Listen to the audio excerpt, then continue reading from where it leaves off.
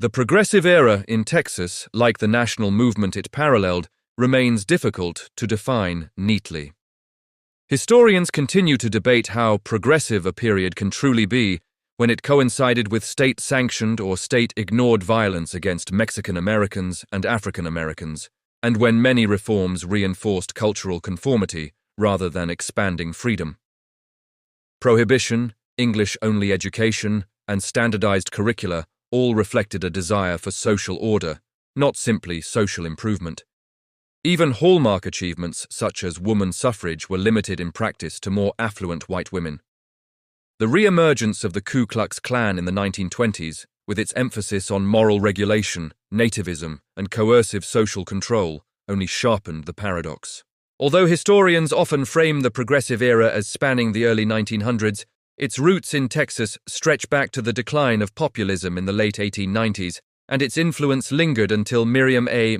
Ferguson's anti-Klan gubernatorial victory in 1924. Progressivism was fundamentally an aspiration.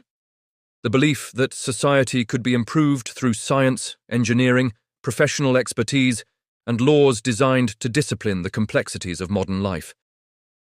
In Texas, that vision collided with dramatic demographic change, economic modernization, shifts in gender and class roles, and the upheaval of World War I.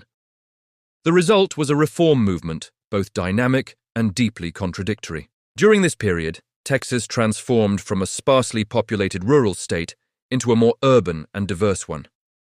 Between the 1880s and 1930, the population nearly tripled, fueled by urban growth and significant immigration from Mexico.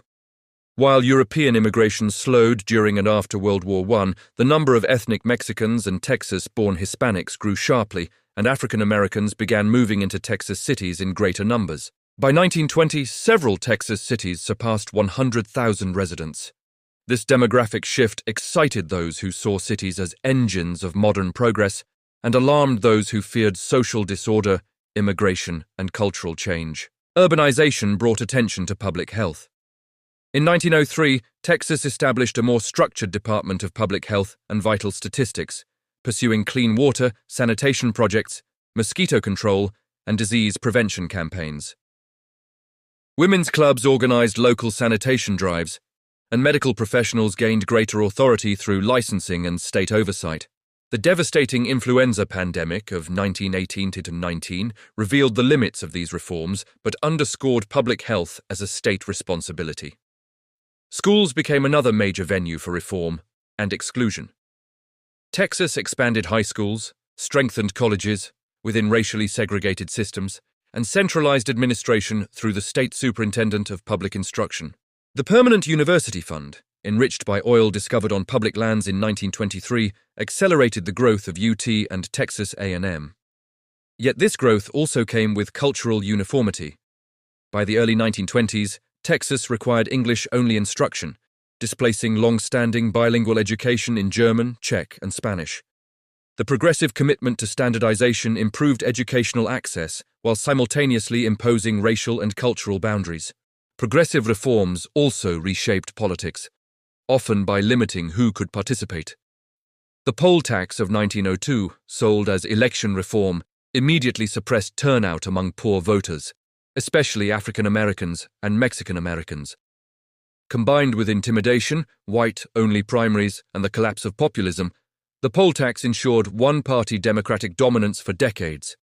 Turnout plummeted, and Texas politics became increasingly restricted to those with means. Two of the movement's most visible causes, woman suffrage and prohibition, advanced together but achieved uneven outcomes. Women's clubs and leaders such as Mary Eleanor Brackenridge and Minnie Fisher Cunningham fought for expanded political rights. In 1918, women gained the right to vote in the Democratic primary, partly to strengthen William P. Hobby's campaign against the newly impeached James Ferguson. Annie Webb Blanton became the first woman elected statewide that year. Texas ratified the 19th Amendment in 1919, yet poll taxes and racial exclusion meant suffrage remained largely restricted to white women. Prohibition underwent a similar progression. Statewide efforts failed in 1887 and 1911, but local dry victories, World War I-era nativism, and moral panic around military camps eventually led Texas to support the 18th Amendment and adopt its own state prohibition law in 1919. Enforcement, however, proved porous, and illegal liquor remained plentiful. Economically, Texas progressivism combined regulatory ambition with pro-growth pragmatism. The Railroad Commission expanded from rail oversight to oil and gas regulation, becoming a national model. Banking reforms broadened credit, while insurance laws kept capital within the state. These policies reflected skepticism toward Eastern financial power and helped fund major infrastructure projects such as the Houston Ship Channel. Yet economic growth brought new inequalities. By 1930, more than 60% of Texas farmers were tenants, often trapped in debt by sharecropping arrangements. Meanwhile, an urban middle class of teachers, clerks, nurses, typists, and retail workers grew rapidly, with women playing increasingly visible roles in waged labor and civic organizations. World War I intensified both modernization and violence. Texas ranked among the worst states for lynchings from the 1880s through the 1930s, and events such as the 1916 Jesse Washington lynching in Waco gained national attention. Racial violence also swept through Mexican-American communities, often carried out or tolerated by local lawmen and Texas Rangers. The 1918 Porvenir massacre, in which 15 Mexican and Tejano men and boys were executed, prompted hearings but no justice.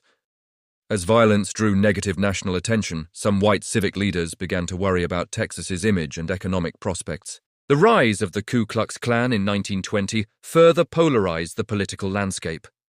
The Klan presented itself as a defender of 100% Americanism, enforcing prohibition, policing morality, and targeting Black, Mexican, Catholic, and Jewish Texans.